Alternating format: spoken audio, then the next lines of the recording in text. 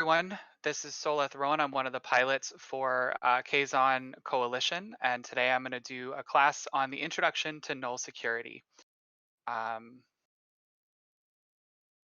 First things I want to go over is a couple of definitions, just to get yourself started and situated and oriented towards what we're going to talk about today. So what is null security, or nullsec, as you'll hear it commonly referred to? So it's the definition of, high sec, high security, low security, null security space in relation to the numbering of systems. Introduce here in terms of when you're actually looking at the number of a system. So high security space is when you're going to see a 1.0 down to a 0.5. Low security space will be a 0.4 to a 0.1. Anything at a 0.0 and lower is considered null security space. So first of all, before we go into low security restrictions, I want to talk a little bit about high security restrictions. First is Concord. So it's considered sort of the safest part of Eve. There are always cases and ways for you to lose your ship and be attacked and destroyed. But Concord is a system in place, basically. It's NPCs that will show up when you are attacked by another player that you're not in an active war in. So that is definitely something you want to pay attention to. It's definitely also utilized to your disadvantage in certain spaces like JITA. You also still want to pay attention in high sec. The other couple of restrictions on high security space is related to capital ships. No capital ships or super capitals are allowed in high security space.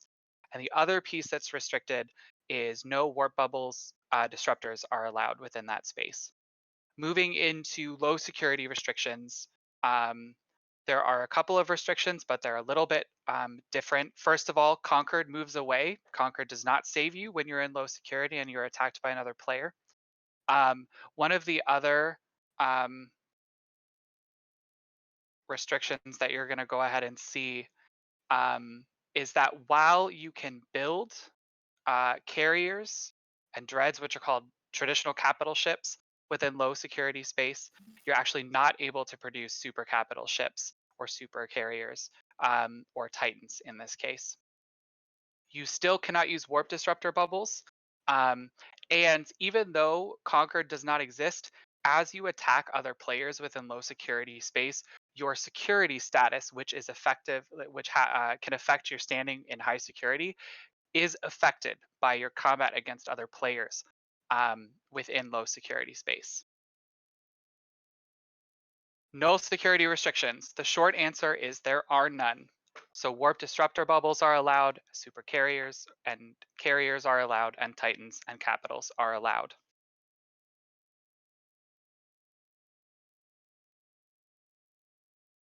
So the next thing I want to dive into is sovereignty null security space, or sov-null as it's often referred to. Just a quick definition of what sovereignty actually means. Sovereignty is the full right and power of governing body over itself without any interference from outside resources or bodies. We, as a corporation and as an alliance, are based out of sovereignty null security space. While you'll notice that Pandemic Horde owns the sovereignty of the space, we do rent it from them. We still utilize all of the benefits and differences of being in a sovereign null security space. So there's a couple of different elements that make sovereign or sov-null a little bit different from any other space. So first of all, the corporation that owns the space and owns the rights, no one else can unless they take it from that corporation. And there's a couple of different aspects, or a couple of different sort of physical structures within each sovereign null system. One is called the Territorial Claim Unit, or the TCU, and the other one is called the Infrastructure Hub, or the iHub. Diving into the Territorial Claim Unit, or the TCU, whoever owns this is the one that actually shows up as the owner of the sector on the star map. So that is something that you'll utilize. This is the thing that actually allows you to shift balances of power within a system. And then the iHub, or the infrastructure hub, and this is why sovereign space is so important and so different. You can actually upgrade sovereign null systems. So the iHub or infrastructure hub allows you to upgrade the system in a number of different ways. It includes mining opportunities. It includes better ratting systems or abilities to make ISK through bounties from killing NPCs. And it can also affect your ability to build capital or super capital ships. If you want to dive a little bit of a dive into sort of how this is tracked as well, um, when you're looking at um, kind of the breakdown of each system, if you go on the top left-hand side of our system, ATAC O or ITAC C, and click on it, you'll actually be able to see the system sovereignty stats. And you can. This is a little bit of a breakdown. Um, so the first thing is the activity defense multiplier. It's simply a multiplier that shows the length of time to reinforce a structure. So the more that is, the higher that number is, the harder it is for an offensive group to come in and actually reinforce a structure. So it gives defenders of that space an advantage. And that number can go up and down based on the corresponding elements below. The strategic index measures the length of time someone has held the system. And so you'll see it at max because Pandemic Horde, who is the current owner of the sovereign null space, has maxed out the time needed for that. The next one is the military index, which increases based on any NPC kills in the system. You can also upgrade. This is one of the upgradable elements. You'll notice the pirate detection array is one of them. Um, by upgrading, we will be able to get better sites in the system. The other one that you're going to see is the industrial index. This increase is increased based on any ore mined in the system. Uh, this is also upgradable, and doing so will increase the rarity of ore that spawn in the system, as well as new cosmic anomalies for ore sites. I mentioned this quickly, but I'm just going to mention it one more time. One of the other benefits of Sob Null Space, it is the only location where super capitals can be built because it requires a specific iHub upgrade. So you cannot do it. There is another aspect of null security space that's not sovereignty that cannot receive that upgrade because iHubs do not exist in those systems. So now that we've done a quick overview of what it's sort of some of the definitions or some of the benefits of null security space, there is this very important question of how do I stay safe in nullsec? Um, the real short answer and the honest answer is you can't. So what it is it's about building your skills and understanding all of the ways that you can actually stay safer in that space by utilizing tools, your corporation members, and being alert. The first thing, and I would say one of the most important things, is something called a standing fleet. Whenever you are online and in null security, you should ask if there is a standing fleet. You can also check the fleet window to see if one is already up and has what is called a fleet advertisement, which means you can join automatically.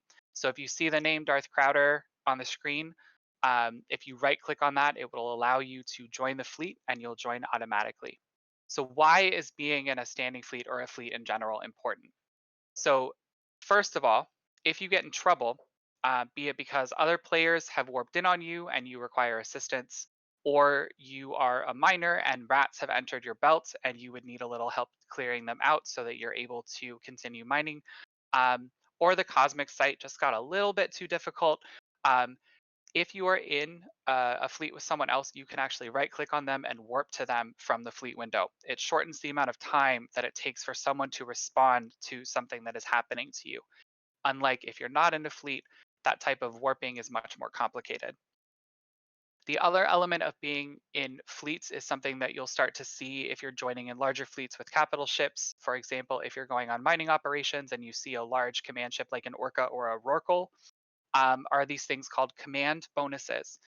If you're mining with other corporation members, for example, you can receive buffs in the form of these bursts, which allow for faster mining times, better yields, and overall better production value. The next thing about your safety is local chat. Local chat is very, very important um, because the windows, so on the left hand side here, you see the local chat, which is where chat actually happens. And on the right hand side, you see all of these portraits. Um, Anytime someone enters a system, they will show up in local. The only caveat to that is wormhole space, and I'm going to put that over to the side for right now. We're not going to chat about those systems. But local chat, especially in nullsec security, is going to be your first indication of whether or not you are about to be in trouble. So one of the ways that I actually approach this is my own UI. You'll notice on the bottom left-hand side of my UI, that is where I have all of my actual communication channels. But on the right-hand side, I actually have local channel up underneath my overview window, and I have it front and center that I can see whether or not someone entering the system is an ally or an adversary. So when you're looking at a couple of these definitions, um, there is always, or a couple of ways to understand that there's an indication to the right of each player in terms of their status. If it's a green star, the pilot is in your corporation. If it's a blue star, it means the pilot is in your alliance. If it's a blue anything else, the pilot is in good standing with either you personally or with the corporation. Our standing in this corporation is if it's blue, we don't shoot, and everything else is open, and that is usually the same way on the other side, right? So if they don't have you blue, but they are also going to go after you. So to determine whether or not someone is in good standing with you, if you notice that they have uh, sort of a gray equal sign, that's a neutral or a neutral standing, or what you'll often hear them commonly referred to as neut. Those are a threat until deemed otherwise. You'll also see red minuses and orange minuses. Those are also immediate threats. If you see red or orange, that means that the corporation or you personally has deemed them a threat, and that is non-negotiable. You've already set them that way. There's an active reason why they're set that way. So please know that that means that they're actively hostile. The next set is setting up your chat channels. All of these are very important because they can notify you of incoming threats. Intel can be very important when also telling others within the corporation for themselves to be safe. Um, so to set this up, whenever you log in, there will be a message of the day in the corporation chat channel that will include required channels to be a part of. By clicking on them, you can actually add them to your over your chat overview. Those should stay with you every time you log out and log back in again. But sometimes the game can remove channels for fun, I like to say. So always make sure that you check your channels to make sure that they're going on.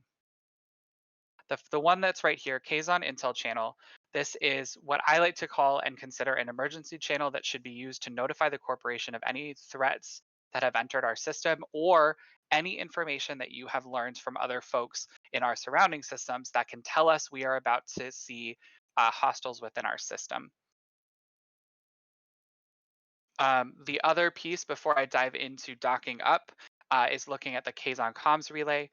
So Kazon Coalition is an alliance made up of more than one corporation. So United Delta Quadrant is actually one such corporation within a larger alliance. As such, this corporate channel, the Kazon Comms Relay, uh, is utilized to not only speak to each other, but also to speak across corporation. So docking up is what is commonly referred to as the way to sort of get out of dock up at the best place and stay safe. Um, if at any time you feel you are not safe and may die, dock up at the nearest alliance station that you have docking access to. Um, I am a very better safe than sorry kind of person. So even if I notice one neutral enter a system, I will dock up immediately, move to a ship that I feel is in my docking bay that it's a little bit more appropriate to deal in PvP, and then try to assess the situation. One thing as you are out there and active, there are some ways to sort of reduce the way that you approach um, getting to a station more quickly. So aligning can save your life. In order to warp off, you actually must first be correctly aligned with wherever you are warping. That align must complete before your warp can complete. You can pre-align to your intended destination or location so that when you decide to warp, you will warp instantly. You can either stop align, So stop align means that you actually align to something and then you actually stop your ship. So while it's not a perfect alignment, it will reduce the time needed to warp off.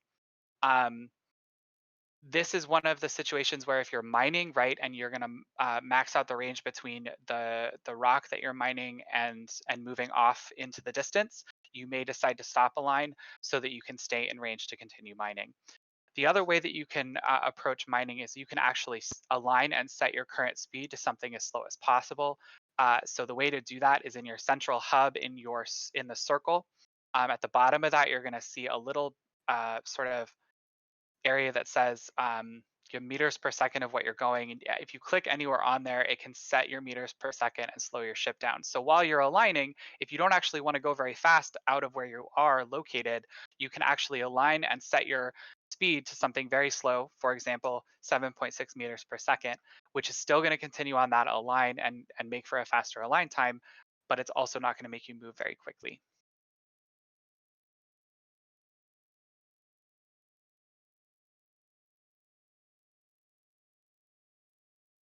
One of the things to check in is the message of the day.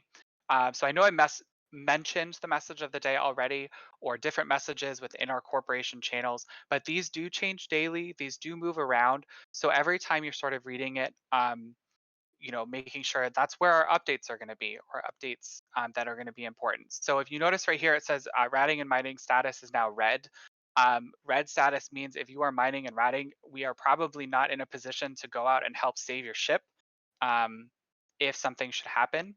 You'll notice the same thing here. It's now green, which means there are enough folks in system that are ready and able to respond to a situation should something come up. And like I said, these were pulled and our messages have changed since then. So you want to continue to look at the message of the day. So the final thing I kind of really want to talk about is voice communication and Discord. Partially because this is a introductory class, and I obviously want to shamelessly plug Kazon Academy as it is my as it is my brainchild. The Kazon Academy channels within Discord, these channels both for messaging and class are more specialized for asking questions and support. Please use them. They're specifically a helpful links location that will have links to videos such as these, helpful links to understand our buyback programs or other different specialties that the corporation utilizes to be more effective. Um, the other piece is that it is meant to be a community builder, right? Use the general channels. You are always welcome in any channel you have access to. Join Discord when you want to chat. Ask others to join you if you just want to hang out, or let others know that you're hanging out on Discord and you want to hang out, because that's part of the fun of playing a game together is utilizing the actual chat piece. Um, one quick thing that we do talk about is ping restrictions. So pings are generally used, and we don't want to overwhelm everyone within the corporation with pings when we're talking about like pinging everyone. So we ask that only leadership utilize those spaces. Immediate action. So the reason I bring this up is that if something is happening within the game and there is not a leader involved that is currently online, and if immediate action steps need to be taken, please get on Discord and private message the folks that can assist with any of the steps that need to be taken. So obviously our president, Darth Crowder, um, Wolfingar, as well, who is, I believe, our vice president.